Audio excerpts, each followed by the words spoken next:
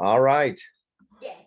And we're live. Welcome to paraglidingtalk.com. I'm your host, Robert Michaels. Glad you're here. We have a great show lined up. We've got FlyGuyAlberta is with us. We're going to talk about all things flying. Super stoked about this episode because I've been waiting to have him on the show for years.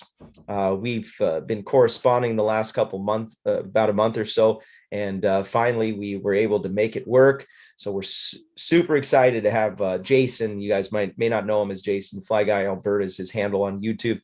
There's a link in the description if you want to follow him on YouTube and go check out some of his videos. More than likely, you've already seen him because he has like 10,000 subscribers. But nevertheless, I'm super stoked about having him on. Thank you for joining us. We'll mention a couple things before we get into the brunt of the show. One of those is the moderation team, Anthony Peregrino, Sean Nafsker, and a few others in the chat with a tool next to their name. They're in the moderation team and they keep it clean. Also, we've got a great thing going on with the spinning wheel of Winnie things. So somewhere during the show, you're gonna see us give something away, and we do that every episode. And that's just to encourage people to come and watch and learn something that might save their butt at some point, or maybe it's just they want to hear the stories of whoever's on. But anyways, it's a great place to come and learn something each week. And as the host, I've never had an episode that I didn't learn something, and I've been doing this for almost 5 years now. And I'll tell you what, we're on episode 248. I'm guaranteeing I'm going to learn something else tonight. So stay tuned, listen close. You're going to learn something. Want to mention a couple sponsors. PPG Smoke. PPGsmoke.com is one of the sponsors of the show. They've got all kinds of great stuff for your flying. What do you want to call it? Your flying bag of tricks. Great stuff. Go check out their website, ppgsmoke.com. We also have a sponsor called paramotorprops.com. Paramotorprops.com. In case you blow up a prop, it happens. I'm telling you, these guys will get you a new prop quickly. I'm not just saying that because they're a sponsor, but I actually, that's where I buy my props when I break them. And look, some people are good. You don't break them. Some people break them a lot, like Ripman. And so you guys can save yourself some hassle by going to them. And if you're interested, maybe you're going to spice up your game and put a tri prop on there or something like that. They'll help you to size it properly and get what you need. Also want to mention a new sponsor. Ding, ding, ding, ding, ding, ding, ding. We got a new sponsor tonight, folks. Paragliderinspection.com. That's Andrew Fuller. Andrew Fuller is stepping into the repair business. He saw a need. He got some training over the last year. We're going to have him on the show soon. It'll be super cool. But want to just put that mention out because he is a brand new sponsor of the show. So I'm super stoked to have Andrew Fuller's organization on there. He's got just a great SIV clinic and all kinds of stuff going on. He's always brought good things to the table, and he's supported the show in the background for many of years. And so I'm super stoked about that. And thank you for that. We got a super chat already. John Wayne donated $10 to the super chat. Thank you, John Wayne. Appreciate that contribution. You are awesome. He put Guy Flying there. So want to just fire off the show by saying, first of all, thank you, Jason, for coming on and taking the time. I know you're a busy man and you're taking the time to sit down and hang out with us. I like to try to think of our show as sitting around the campfire telling stories about the past, and we can learn something along the way. And so I want to fire it off by saying, how in the world did you end up flying paramotors in Canada? Well, first off, thank you so much for having me here on the show. Like I was saying, I appreciate what you guys do. And I think this is a great forum and platform for everybody to learn and share. So thank you for that. And shout out to all my Canadian wingmen out there. I know that there's a few tuning in here tonight. So fellas, how's it going? Nice.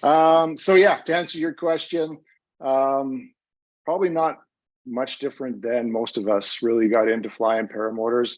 I was, as a kid, you always got the dream to fly, and I always had dreams and aspiration. I was going to be a commercial pilot. And I started out, here in Canada, we have what's called Air Cadets. It's kind of like a paramilitary type program where they say that, you can dedicate so much time and you can go on and get your pilot's license. And so I started doing that. But then, you become a teenager and other things become a priority, and I kind of let that fall by the wayside, and life took over. And years later, the passion still burns there. And we got to a point in life where my wife kind of says, you've always had that thing, you want to fly, and so why don't you go get your pilot's license? And so it was, about that time I, started doing the research and seeing how much everything was going to cost, and the universe kind of threw at me. I was watching the news one night, and there's these two guys flying paramotors, and it was I don't know, some place had flooded out somewhere, and it shows these guys flying over, and they're getting these footage, and they're flying their paramotors, and I'm like, what is that? Like, and so like everybody else, you go down the rabbit hole, you start searching it on the internet and learning about it, and I just became infatuated with it. And then I started. Then I learned there was a couple of guys that did it in my own backyard, and so I kind of started stalking them, and I would go and watch them fly, and I'd try and catch up to them and see where they were going to land, so I could chat them up. And found a school that was at least within a reasonable distance, and went and started learning and started flying. So, not much different than I don't think many of us. Yeah. What was your did any of those guys that you connected with in the beginning that you were looking at those guys, you're like, those are heroes, those guys are amazing? Any of those guys still on the radar that are you still flying those guys and following them?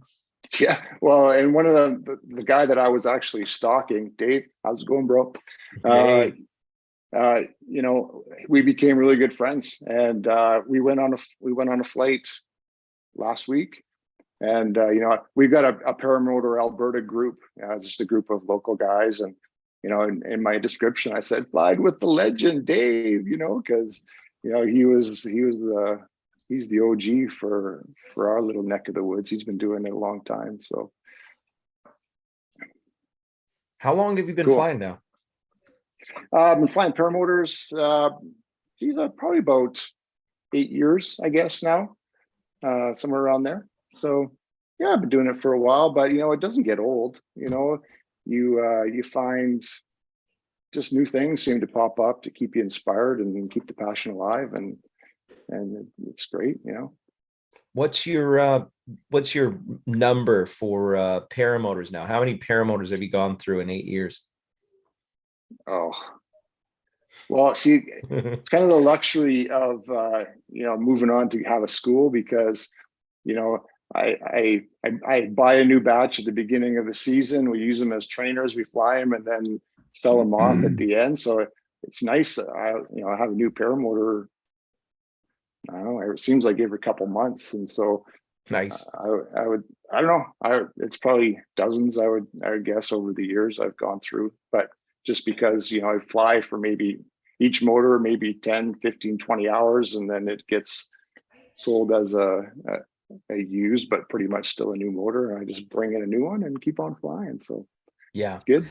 I do like that idea. I've been talking about over the past few years, if you can afford to pay for the new stuff up front, since it's aviation, fly the good half of it and then sell the second half of it. That's the goal. I started off with the kind of, you had to buy the leftovers because that's all you could afford. But as you trade up, I'll say, you figure out a way to make it happen. Yep. I wanted to ask you about those cold weather flying days.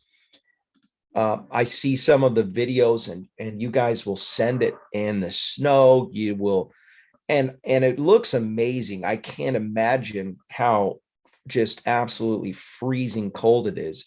Talk a little bit about what people can expect, especially for the snow flying, and what are you doing that makes it pleasurable and not just you're freezing your face off. Well, those of us who were born and kind of raised in this climate, in this neck of the wood, we're kind of used to it. So a lot of us grew up skiing, and in the mountains and stuff. And so really, when we dress to fly paramotors, it's not a whole lot different. You just got to dress in layers. A few years ago, I went to wearing a one-piece flight suit, and that was a game changer because, gone were the days. I used to wear ski pants and a ski jacket, with long underwear and layers of clothing. But then, you always have that crack in the back there, or the wind would come up your back. Yeah. It was just like, oh. And so when I got into the one-piece flight suit, that was so nice because, it just keeps the wind out, which is a big obstacle to overcome. So if you can dress in layers underneath my flight suit, and then in the last couple of years, I've gone to, battery powered heat. So I've got like a heated vest. Oh, nice. Which is so nice because then it kind of cuts down on the bulkiness of everything. And then, of course, heated gloves are pretty much a requirement for flying in the winter here.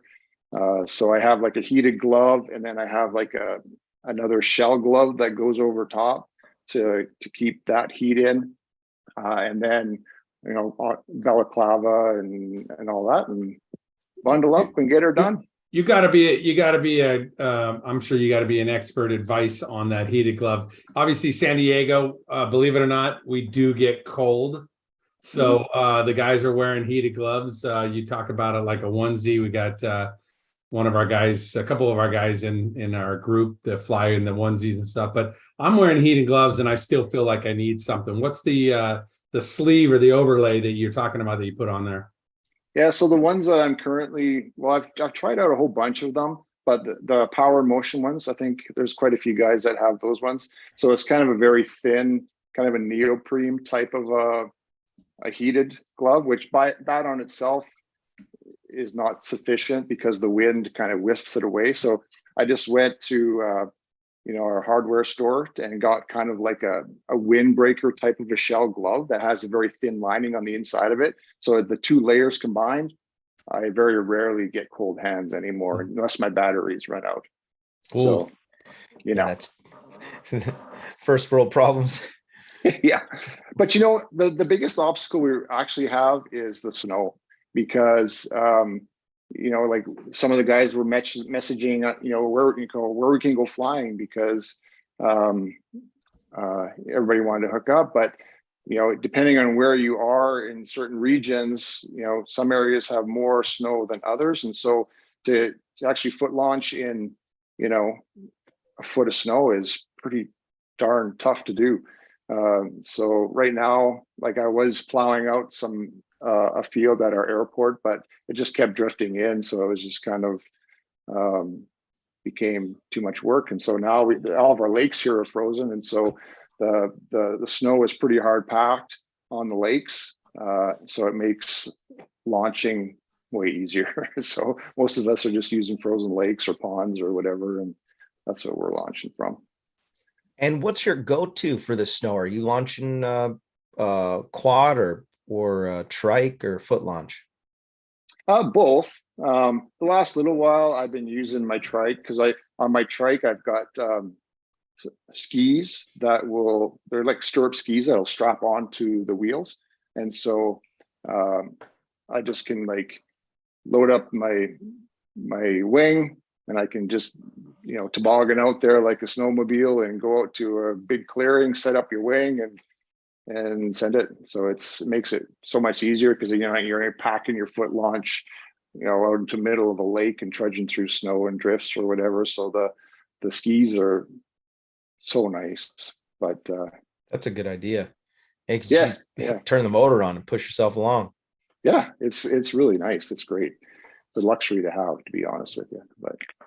And the only thing I did the same thing, but I use a skateboard because it's California. And so I turn the motor on, get on my skateboard and just book it down the street. The deception though is you can really go fast. If you're not careful, you got to just go really slow because man, it would not be good if you wipe out, mess up your motor just because you were too lazy to walk. But it was fun. I took it down to the end of the street and then I threw the skateboard in the bush and went for a flight.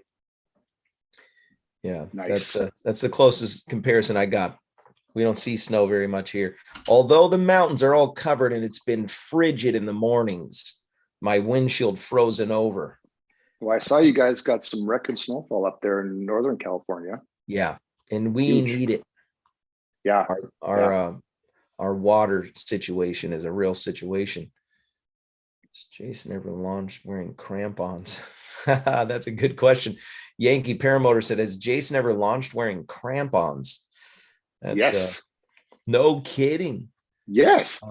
I Well, have some because, you know, like I said, we're launching from right now, for me anyway, like frozen ponds or lakes, right?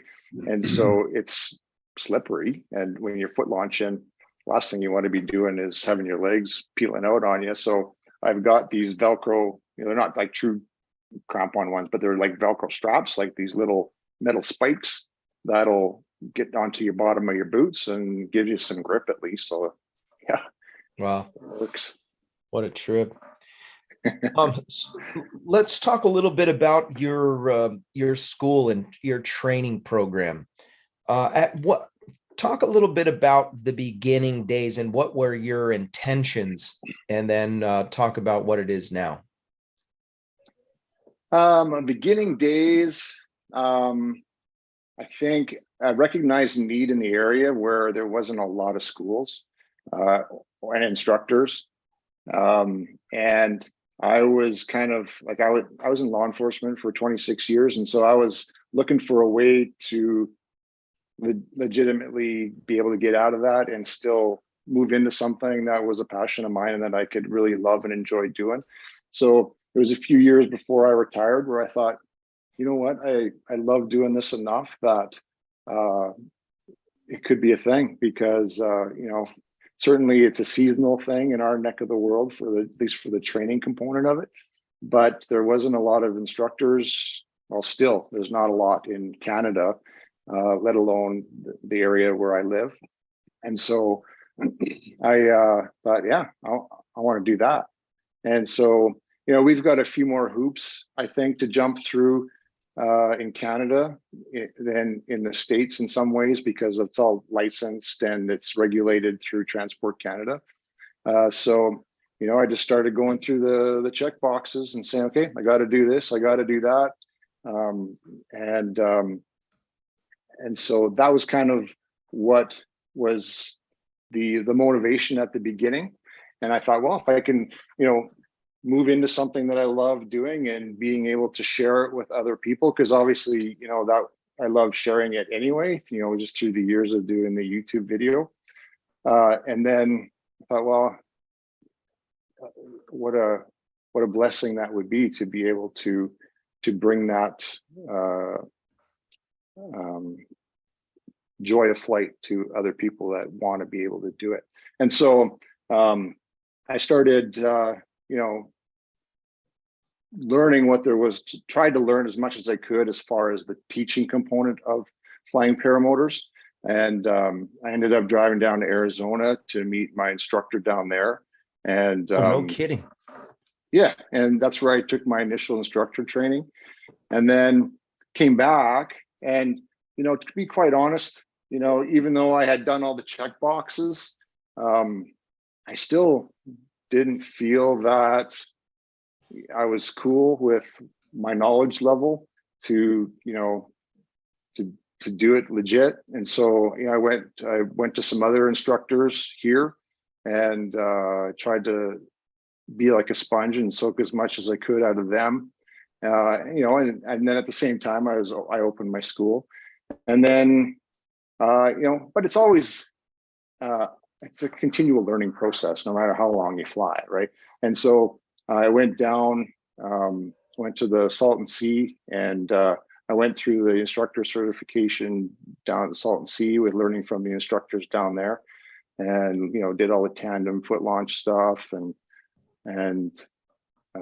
yeah. So anyway, long story short, the school is it's evolving every year, and I try to make it better every year, because it seems like the more guys that you fly with and work with, you're always learning and trying to, you know, try and create things that are going to work for an individual, and because everybody learns at different rates and different paces, and some guys jive with certain things, and so yeah, it's cool. I really like it. How many students would you say you've gone through? How many people have you trained over the years now? I guess in comparison to the big schools down in your neck of the woods, not many. Right now I'm only doing 10 students a year. And I've been going at it for about 5 years now.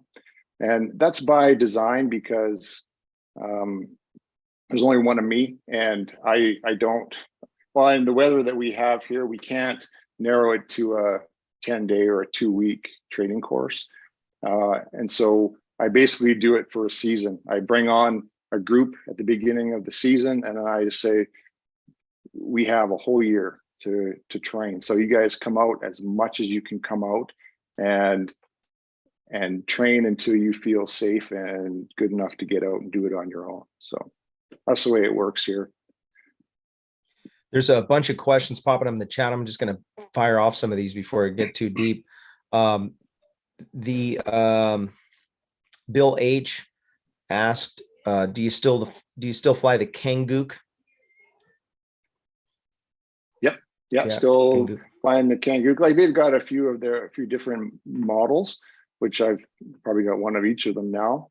The latest one is the Amarok. Really, it's a nice frame. It's I like it. It's got some good features in it. It's pretty slick. The Matthew Pesci asked, have you ever flown the Nucleon 4? And if you had any impressions from that. Nucleon 4. I think I have. I know I flew the Nucleon XX. I flew the Hadron. I'm pretty sure I have, but I've flown so many of them. But yeah, the Nucleon itself, it's a sweet ride. You know, it's certainly, I don't think one would want to learn on, but it's a good next wing. It's pretty agile. It's you know, it's got that 2D steering in it, which is nice. And yeah, it's a nice wing for sure. You having to talk spicy pilots into not trying to get into spicy wings too early? Oh, that's always the constant. Everybody wants a free ride 16, right? Because Tucker Gott's the man. Yeah. Yeah, it's a constant discussion. And I think that, you know, everybody comes into this sport as a beginner. And I think we all have to be humble enough to just to realize that, you know, and know that it takes some years of experience to get into those spicier type of wings. So for me personally, I'm a very reserved, conservative type of a flyer. I train guys to the basics. I always say that my objective is for you to fly confidently and safely. And I don't teach acro. I don't do anything beyond, you know, just the basics of learning how to fly a paramotor. And if you want to do that, then go learn from somebody who's a professional that'll teach you how to do that, because it's not my wheelhouse. And so I encourage guys to stay on the more docile wings, because I think I think most of the people get into it because they want to be a recreational weekend flyer, where they want to just go out and enjoy the sights and enjoy the ride and not feel like they're driving a sports car and have to be on rails all the time. And so, like, I still fly an A and a B wing 98% of the time. So, and it's still fun. It's still fun. Like, you know, like an A wing, like if you lay into it, you can do, I'm not going to say everything, but you can do almost pretty much what any pilot would ever want to do that's doing it recreationally. You know, like you can bend them around and do some really fun stuff, but at the same time, it's going to be an extra level of safety and comfort in some ways. I got two more questions before we spin the wheel. One, what advice do you have for those wanting to fly in Canada? And Mad Sloper asked this question. I'll just do the pilots in Canada have to complete an annual physical in order to maintain their license? Okay, so kind of two parts. So if you to fly in Canada, beautiful scenery. It's, you know, it's pretty, you're never gonna not have an out because there's wide open spaces everywhere. So that's cool that way. But as far as the licensing and medical goes, no, you don't have to do a medical every year, but it's an individual basis.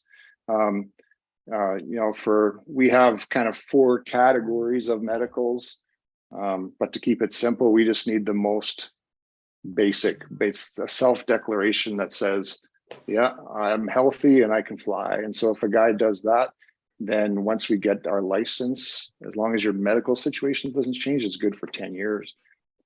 So yeah, it's pretty good that way. Obviously, it's different if guys have medical conditions, then they'll have to probably go every 2 years to a doc, but that's on special circumstances. So if somebody wants to come fly in Canada, the reason I mention it, my brother lives in Petoskey, Michigan, and they're pretty close to Canada. They're in Michigan, and I wonder what it would look like to, you know, just take your paramotor across the border and go hang out with the Canadian homies and go fly. What would you have to do in order to make that happen? Drive across the border and fly.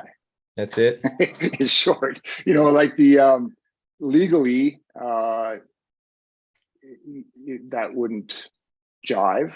You know, we still have licensing requirements here. So if I'm being a proponent for the legalities of it, which as an instructor I am, yeah, you need a license here to fly. So, you know, if in the United States, if you have a pilot's license, then that would certainly make things easier for you. But if you were just coming up with your paramotor, ours is kind of like, we have to have a license, registration, and insurance. It's kind of like driving a car. And so here to fly a paramotor, you need a license, you need registration, and you need insurance. So that's the right answer that I'll say. Okay, yeah, live on the air. So don't fly across Lake Michigan to come to Canada. You got to do it the right way. That's funny. Why don't we spin the wheel, Sean? So tonight we're going to give something away. Obviously, we always do that. That's one of our things that we do. Tonight we're going to give away a paraglidingtalk.com t-shirt. Paraglidingtalk.com. Will Fly donated $5 to Super Chat. He said Resurgence PPG rocks. Thank you, Will Fly. Appreciate that contribution. There's a couple of fly-ins coming up. I'm planning on going to the circus. Super stoked about that. So if you're going to be coming to that, I'm going to be giving away some stickers. So also with the shirt, I'll slide a sticker in there. Paragliding Talk. I spent the big bucks, got some good paragliding talk, and I think they almost seem like they're reflective. They're nice. Kind of nice. So a little too expensive for my blood, but I did it for the Salton Sea because I want to be able to give everybody something. Yeah. Last year they came up and this is what inspired it. I had who was it? Somebody gave me just a fistful of stickers, you know, some of these stickers that you see back here.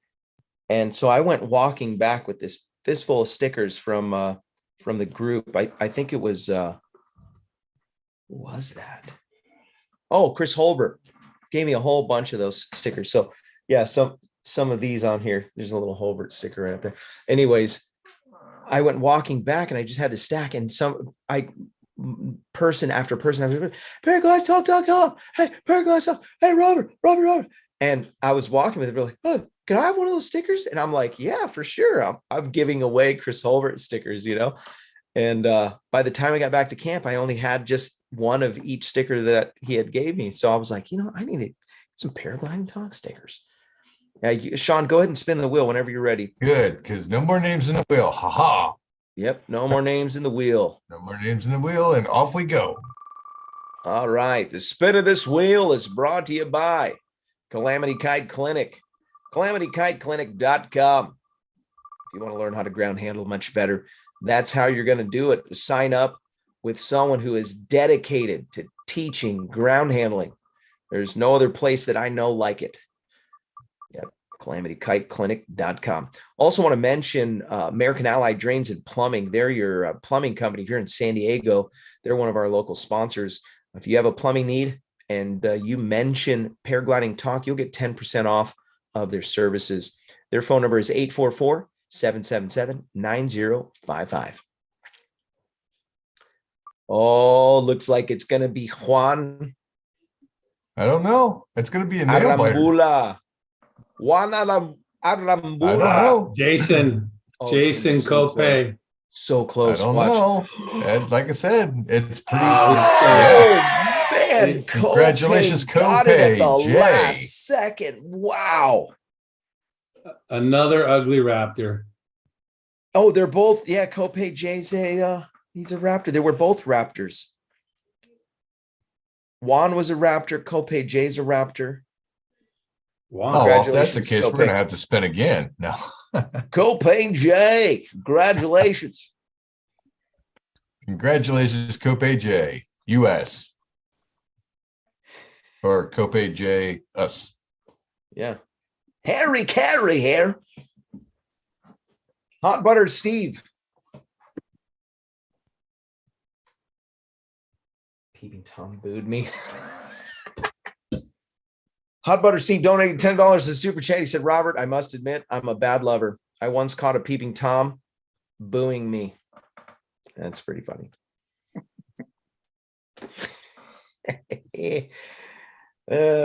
Cope J, congratulations. Go out to the website, paraglidingtalk.com, and fill out the contact form. I'll get you your t-shirt right away. And maybe I don't have to ship it. Maybe I can just give it to you. We can go fly together or something.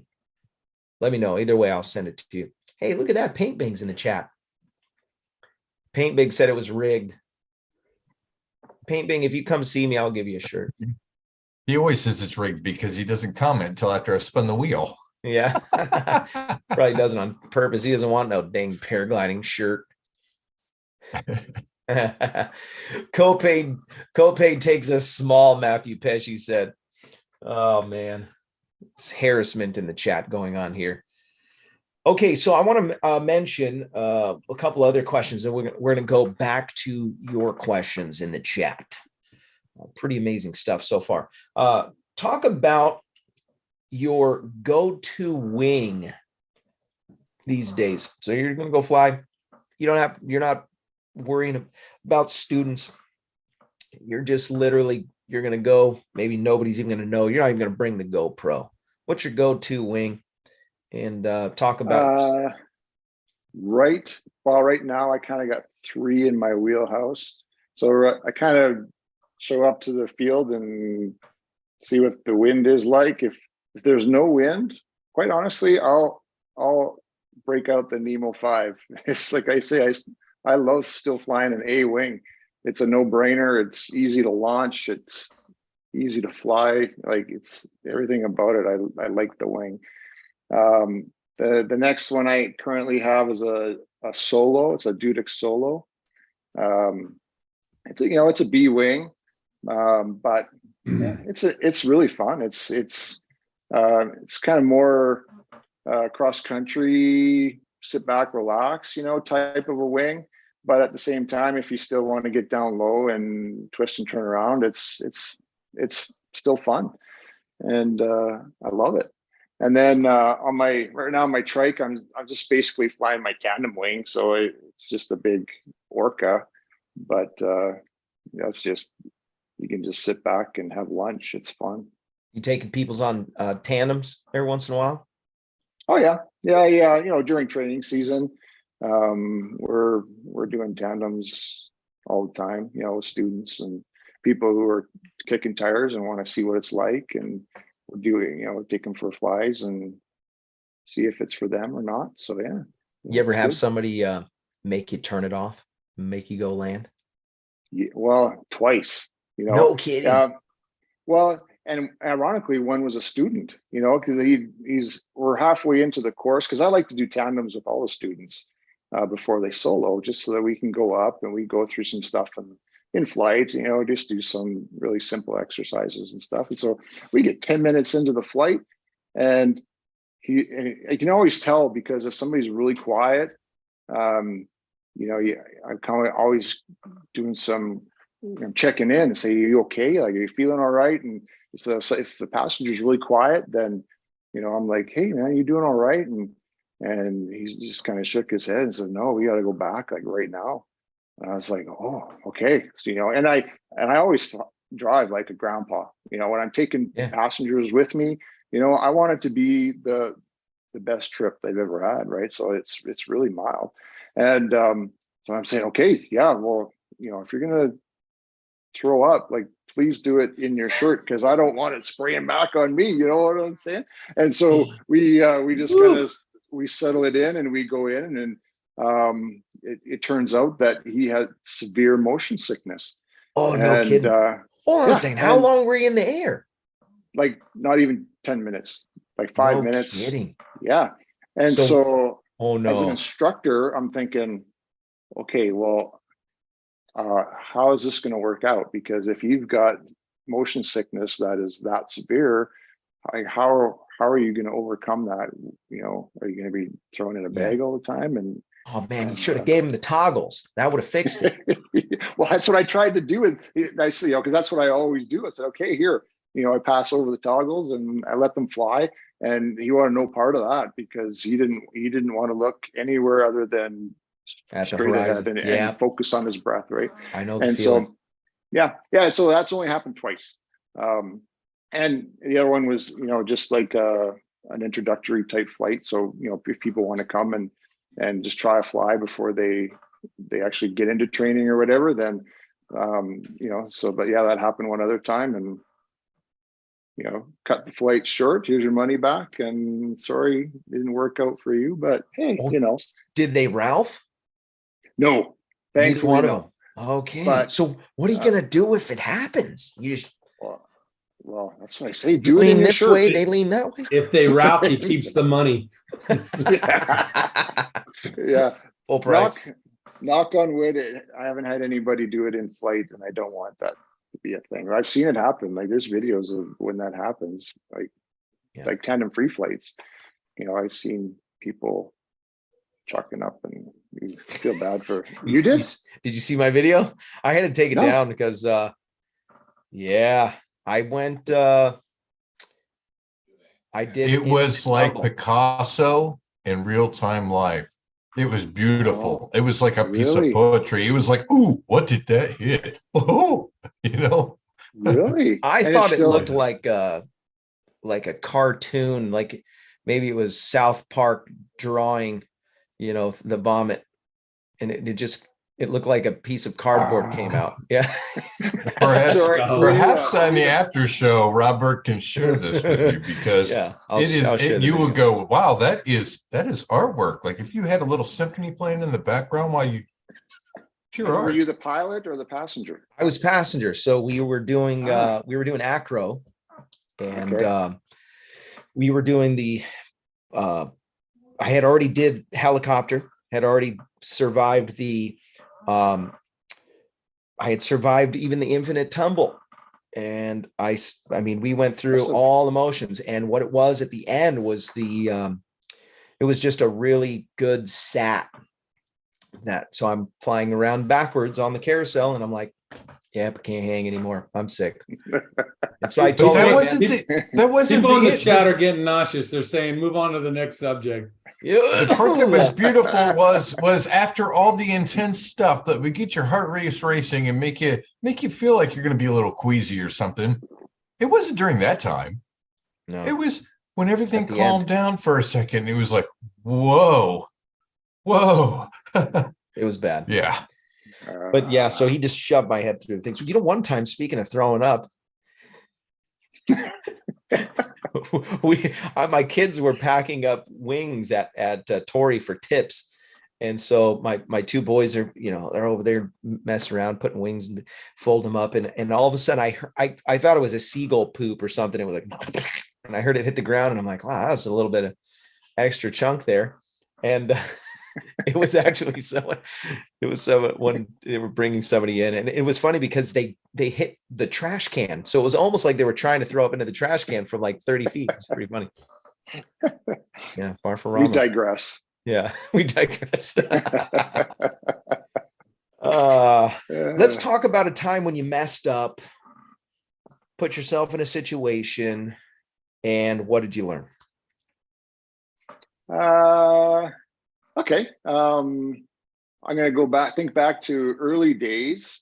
I think one of the biggest lessons we learn as pilots is weather, and learning to read weather, and when we should fly and when we should not fly. And so back when you're just getting started, you just want to get out there and send it, just because you've done all the work to get to the field. And so I sent it, and the winds were kind of on the higher side, but it was in the evening, and I thought, it's going to die down. It's not going to be no problem. The forecast could be wrong. So I got up, started flying, and made the first mistake by doing my outbound leg downwind.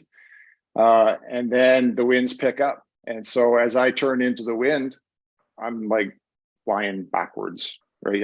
There's no way to make headway. And as time passes along, I'm getting further and further and further away from where I need to be. Oh, no. And so that's where decision-making process comes in, right? And now me would say, oh, okay, no problem, just land and catch a ride back. But at that time, I don't know, I had in my brain that, I need to get back to my landing area. And so, we know as pilots that, as you adjust altitude, you can find different winds, right? And so I thought, it's windy, I'm going to climb up and maybe I'll get out of it. And so I start gaining altitude, and it seemed like the higher I got, the higher the winds got. Gosh. Right. Going further backwards yet.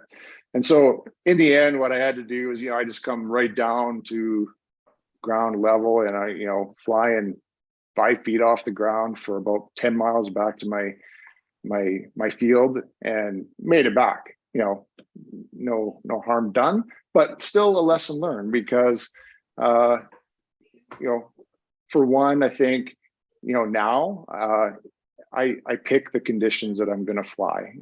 I read the forecast. There's all the different models out there.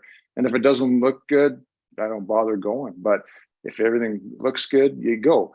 But even when you get there, and if the weather doesn't look right and your gut's telling you maybe today's not the day, now I listen to that, because it's, even though I didn't get hurt and nobody else did, the potential's there, because you get a gust front come through or whatever, and you lose control and you end up in a power line or wrapped around a tree or whatever. That's something you don't want to do. So thankfully it was just a good lesson learned. Yeah, that flying back really low, I hope that there was not much road or trees and things to bite you, because I've heard stories about where it's kind of like the only chance you have to penetrate is to maybe go into a shadow of something, which is probably the most dangerous thing you can do. Rotor is the place where paragliding meets testing. It's not a safe place, although it might feel like, oh yeah, I want to go land back here because I know that this is shadowed from the wind. It's the very opposite. That is the place where you're going to get wrapped up and thrown on the ground. Yeah. What do you do in that situation? You launch, you get up, and all of a sudden you realize, you know what, these winds are 25 and my glider flies at 22. What do you do?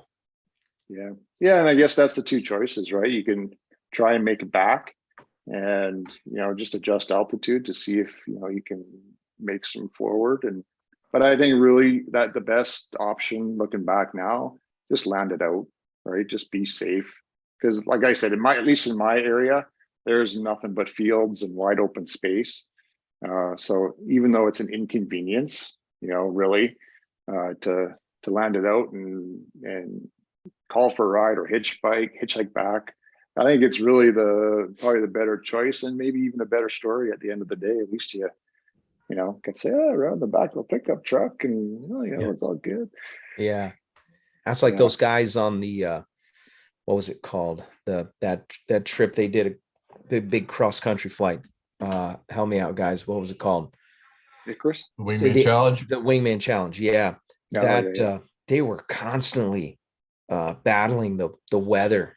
You sign up for something like that, and you're like, yeah, I've got all this money invested. I've got all this time. I took off of work. I'm going to go, and then you've got weather just mocking you. There was some things that they forced in that flying deal. And I don't know if I would have launched in like 50% of that stuff, just because I'm partly lazy and part of me is just not interested in that chaos. Well, years back when the Icarus, the one that Tucker flew in, there was a couple of us, we chatted that we were going to go do that one. But then at the end of the day, the reason why we didn't was because although the challenge of it would be awesome, it's unique, the experience would be great, but you invest the money, you travel that distance, and how do you balance the decision-making process like we were just talking about, right? Because are you going to push the envelope for the sake of gaining some extra miles just to win the race? And so are you jeopardizing your safety for the sake of something that's really not that important? Like, we all go out to fly, most of, like 99% of us, we do it because it's fun. It's our hobbies, it's our recreation, it's something that we just want to go and decompress from. We don't need it to be a stressor. Yeah. And so I think it's so that's why we didn't go, because we don't want to push that envelope. Like, we don't want to end up in putting ourselves into situations that we wouldn't do here, because here we're just going to go fly. If it's not a day to fly, then we come back another day, and you don't have to push the envelope maybe too much, Yeah. You just brought up a point. I never thought of it like this, but flying is like a medicine for me. Free flying is like a medicine. And if I don't get my meds, it's bad. It's a vitamin A, or it might be vitamin G. Depends on how frisky you're feeling. No, and it's true. And when I first got into flying, stressful job, and you're busy and you're doing stuff, and man, when I would get up, the world would just fall behind me, and you'd be up there by yourself, and you got nothing but the buzz of the motor. And I haven't had your free flying experience, but for me, there is nothing like it. I'd come back after an hour or two fly, and I just feel like a kid again, like $1 million, Yeah. Think of that when it's even better free flying. Just saying. There's just a purity about it. I love both. It's sailing and boats with motors. I mean, they're both fun. Go out on the ocean. We all dream to fly, but it's just, there's something about being able to put your airplane in a backpack, hike up the hill, and then you don't know where you're going to end up. Just go send it and land somewhere. And I got a little sign that you pop out, and it says, "Pilot needs ride." And so when they see you on the side of the road, it's not just your, vagabond with your house in your bag. But let me mention a couple sponsors. Max Acro. Maybe you want to sign up for a SIV training clinic. maxacro.com. They have all kinds of great resources for you on their website, and reach out to Max through Telegram. They have a great Telegram chat that they're constantly updating and talking about what's going to be happening with the organization. So maxacro.com is the website. Sign up with them for the SIV clinics that are going to be coming up next year. You're really going to enjoy doing a clinic. I did a clinic with them, learned so much, came back with a whole new respect for my wing and a newfound, I would say, appreciation and trust in my wing and my gear. Not just my wing, but my gear in general. I feel like I became one with my whole setup. Go sign up with maxacro.com today. Also want to mention the sponsor, Lone Star Paramotor. I believe, I'm not 100% positive, but I believe Ron's going to come on the show next week. And so if you are interested in getting some training and you're in the Lone Star state of Texas, you can reach out to Ron at lonestarparamotor.com, get some great training. They have a great organization over there, and you're going to enjoy that. They've been around for a long time, and they've got just a great school. So check them out, and lonestarparamotor.com. The last sponsor that I want to mention, and besides the Resurgence PPG, which I usually say for the last, is actually Nebraska PPG. So Josh Bowden runs a school in Nebraska, and he's got just a great place set up. So you can sign up with him.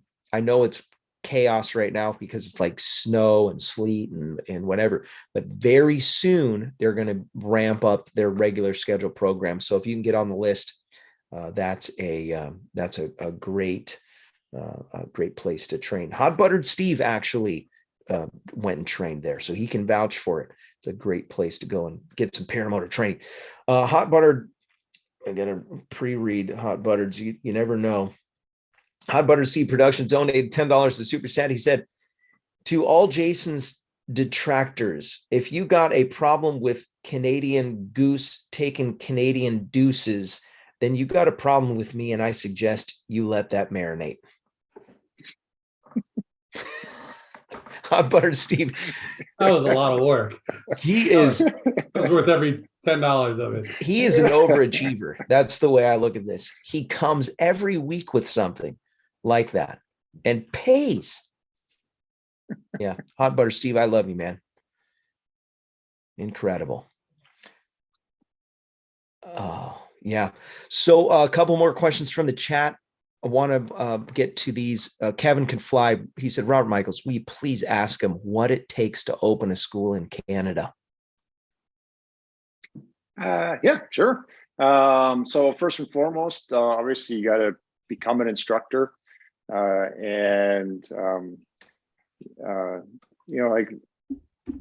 for us, because of the licensing component, after you go through your instructor training, then we have to do a flight test for Transport Canada inspector. So they come out and just do an evaluation of your flying and kind of checkbox you there. And then let me stop you right there. Is that a paramotor pilot? No. And that's kind of the funny thing. Okay. So as I was setting up to do my flight test, which was actually very difficult to do because nobody knew what a paramotor was. Yeah, and yeah, so exactly. I'm on the phone and I'm talking to all these inspectors, and I'm like, okay, I got to do this flight test. It's what you guys say is the prerequisite. So I need to set this up. And there is like certain, fixed wing instructors that would do the flight tests for ultralight pilots, because that's in Canada, we fall under the ultralight pilot permit. Okay. And so as a paramotor pilot, I would call up these people that would do the check flights, and they're like, I don't know anything about a paramotor. I don't feel comfortable in doing that. Okay, yeah, no problem. I get that. And so then I'd call back to what is your form of the FAA, right? Is it FAA? Yeah, FAA. Yeah. Yeah, Federal Aviation Administration. Yeah. And so I phoned back to the office. And so long story short, two of the inspectors from the office that was closest to me at the time, they say, okay, we're going to come. The two of us will come. We'll do this flight test, and we'll make this happen. So they show up. They come up to the field. I'm all ready. I got my paramotor there, and they drive up. And the one inspector, he would do like check flights for 747s. And he looks at this thing and he's like, "You're going to fly that?" And I'm like, "Oh yeah, this is a paramotor." And he's like, "Okay, I have no idea how this is going to go down." So I guess between the three of us, we're going to make this up and we're going to make it work. And to their credit, they were very accommodating, and they they made it fun. And we all at the end of the day had a good laugh about it. But each of us learned something. So anyway, I got the check flight done, and then they have to do like a site inspection of where your school is. So at the time they just they come and they take a look at what's going to be your classroom, and they look and see what your area is for your field and what the airspace is, and make sure you're not going to infringe upon anybody and all that. And then from there, open up school. You rock it. So wow. Yeah, that's Canada. So I think it's maybe a bit more work than it needs to be quite honest. I think it's because they didn't know what to do with paramotors, they just lumped it into a category of ultralights.